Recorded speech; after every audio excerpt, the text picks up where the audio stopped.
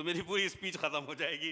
सिर्फ अमिताभ साहब को समाप्त करने में मैं इतना ही कह सकता हूँ, उनकी जो फ़िक्र है, एक तरफ ये मानते हैं वो कि 21वीं सेंचुरी इंडिया और एशिया को बिलोंग करती है, लेकिन उनका ये मानना कि इसका पैरामीटर सिर्फ $2,500 से $14,000 अगर आपकी पर कैपिटा इनकम हो जाना नहीं होना चाहिए, बल्कि इसका पैरामीटर ये होना चाहिए जो डिस्पैरिटीज़ हैं उसको ख़त्म करने की तरफ गवर्नमेंट को, एनजीओज़ को और सारे स्टेक होल्डर को बहुत मजबूती के साथ काम करना चाहिए, क्योंकि डिस्पैरिटी और ममालिक के मुकाबले में हिंदुस्तान में कुछ थोड़ा ज़्यादा है।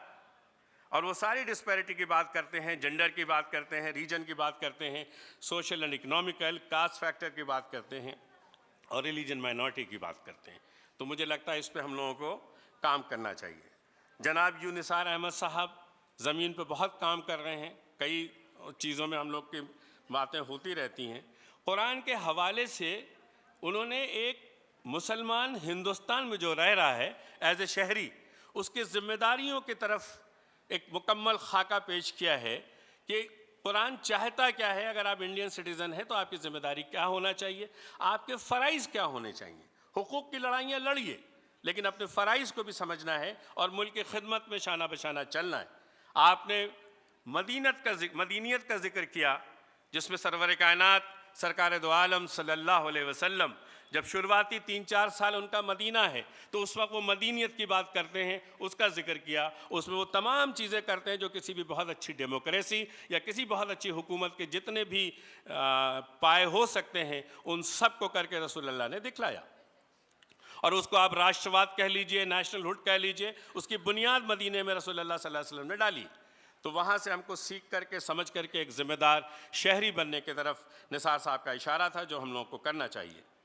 ज़फ़र महमूद साहब आज नहीं, सच्चर कमेटी से लेकर के आज तक कोशिश हैं लगातार कि किस तरीके से हमारी कम्युनिटी भी नेशनल एवरेज के बराबर शाना बशाना खड़ी हो सके। ज़कात फाउंडेशन के ज़रिए से और सच्चर कमेटी के ज़रिए से लगातार काम कर रहे हैं। और उन्होंने जो एम्पावरमेंट के तरीक़े बताए कि होपलेस नहीं होना चाहिए, नाउम्मीद नहीं होना चाहिए, अपॉर्चुनिटीज़ बराबर हैं, बहुत सारी चीज़ें कॉमन हैं। हो सकता है कि माइनॉरिटी के बजट गवर्नमेंट उड़ा करके 3,000 करोड़ से 16 करोड़ लेकर के आई, हो सकता है, लेकिन आप ये सोचिए जो बड़ा बजट है 30 लाख करोड़ का, उसमें आपका उतना ही हिस्सा है जितना किसी और का हिस्सा है। उसमें कहीं नहीं कहा जा सकता कि इसमें मुस्लिम नहीं अप्लाई कर सकते। तो मुझे लगता है लार्जर बजट में पार्टिसिपेशन के लिए हमको और मेहनत करने की ज़रूरत है, जो मैं ज़फ़र साहब को समझ पाया। प्रोफेसर फुरकान कमर साहब ने हायर एजुकेशन की बात करी, उसके रीज़न्स बताए कि ड्रॉप आउट के रीज़न क्या हैं। अच्छी बात उन्होंने ये बताई कि जो प्राइमरी से अपर प्राइमरी की तरफ हमारा ग्राफ 3.9 से बढ़ करके 5.5 गया, फिर घट करके 4.5 आ गया है। और उसके उन्होंने एक एनालिसिस करी है। और जो बात वो कह रहे थे कि कॉम्पिटिटिव एग्ज़ामिनेशन बढ़ जाने की वजह से हायर एजुकेशन में ड्रॉप आउट फर्दर बढ़ते जा रहे हैं, वहाँ शायद एएमपी की ज़कात फाउंडेशन ऑफ इंडिया हो गया, प्रवास फाउंडेशन, अमूबा, इन तमाम जितनी ऑर्गेनाइजेशन है, शायद हमारी ज़िम्मेदारी बढ़ जाती है कि हम बच्चों को ज़हनी तौर से भी तैयार करें और उनकी अच्छी तरीके से तैयारी कराएं कि वो कॉम्पिटिटिव एग्ज़ामिनेशन में भी ज़्यादा से ज़्यादा क्रैक कर सकें। और आपने बात करी थी उसमें रहमानी 30 जैसी ऑर्गेनाइजेशन काफ़ी काम कर रही है, लखनऊ में प्रवास काम कर रही है, अमूबा काम कर रही है, तो काम चल रहा है, लेकिन इसको और बढ़ाने की ज़रूरत है। एक जो आप बता रहे थे कि अपर प्राइमरी से जो ड्रॉप आउट है 6 से 8 के बीच में, वो तो देखिए वो गुर्बत का सवाल है, क्योंकि बच्चों को जो 100-200 रुपये की जो चाइल्ड लेबर मिल जाता है, तो उस चक्कर में उनका पढ़ाई का कोई उनके पास रोल मॉडल नहीं है कि 10th और 12th पास करके कोई क्या ही कमा लेगा जो वो 6ठी क्लास में कमाता है। ये एक बहुत बड़ा चैलेंज है, इसको तो फेस करना है हम लोगों को।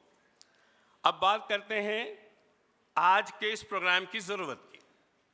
ये नेशनल लेवल पे एनजीओ कॉन्फ्रेंस की ज़रूरत क्यों पड़ गई एसोसिएशन ऑफ मुस्लिम प्रोफेशनल्स को कराने के लिए, इसकी मानवियत क्या है, इसके तरीक़े, अगर ये कारामद है तो कैसे कारामद हो सकती है, मुझे लगता है उस पर बात करनी चाहिए। In today's development sector, collaboration is not just beneficial, rather it is essential.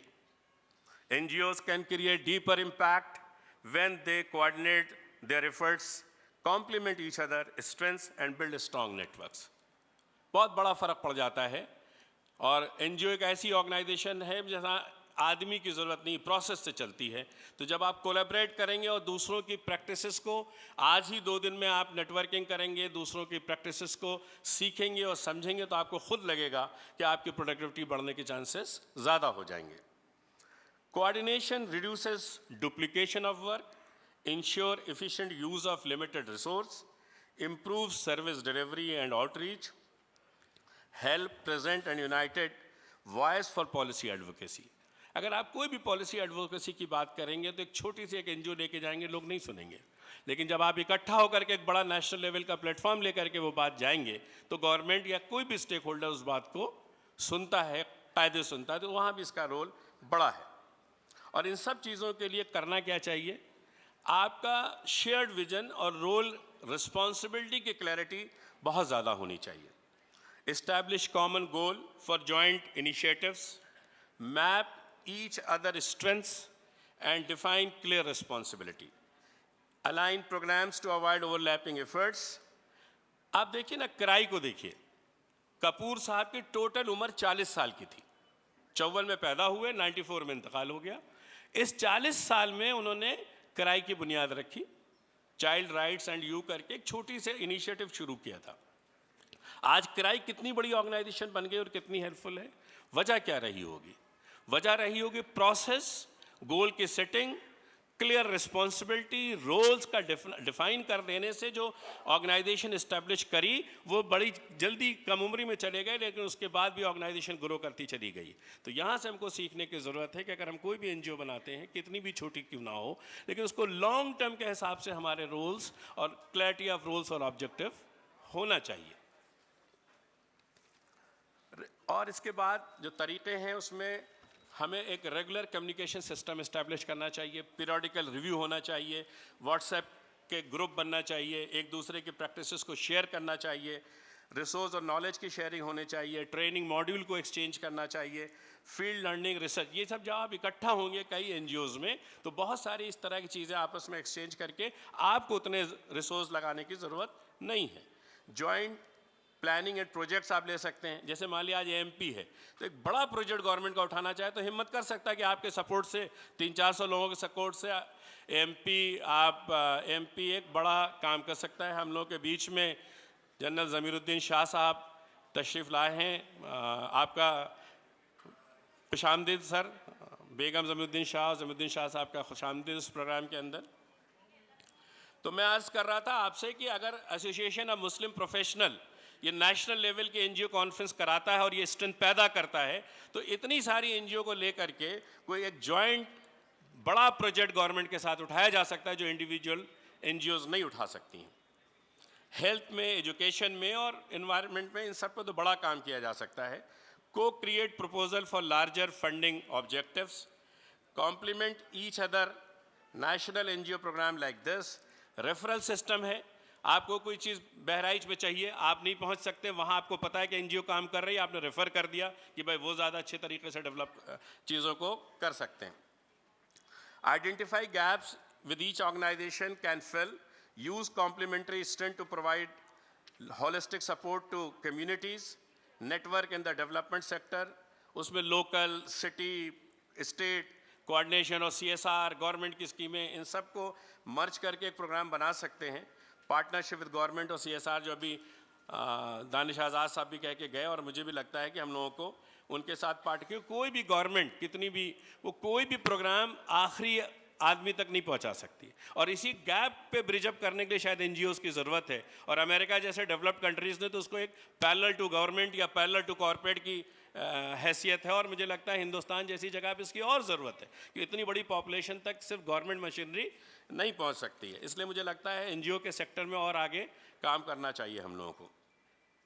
Building long term collaboration, अच्छा होता क्या है, you start with small, trust building करनी चाहिए, पहले छोटा सा शुरू करिए, बहुत सोचने की ज़रूरत नहीं है। अगर किसी को नया शुरू करना है, ट्रस्ट बिल्डिंग करिए। उसके लिए ज़रूरी क्या है, आपके फाइनेंसेस को लेकर के और आपके कम्युनिकेशन को लेकर के ट्रांसपेरेंसी होनी चाहिए, और एक दूसरे की सेलिब्रेशन करिए उनकी सक्सेस को। आप लिज्जत पापड़ बजाज साहब 1959 में 7 औरतों ने शुरू किया, और आज 2025 में 25,000 औरतें हैं जो सब के सब स्टेक होल्डर हैं, पार्टनर्स हैं, कोई एम्प्लॉयर का उनके यहाँ कोई कंसेप्ट नहीं है। 80 रुपए से शुरू किया था, वो भी शायद लोन लिया गया था, और आज वो 1600 करोड़ रुपए का बन गया है।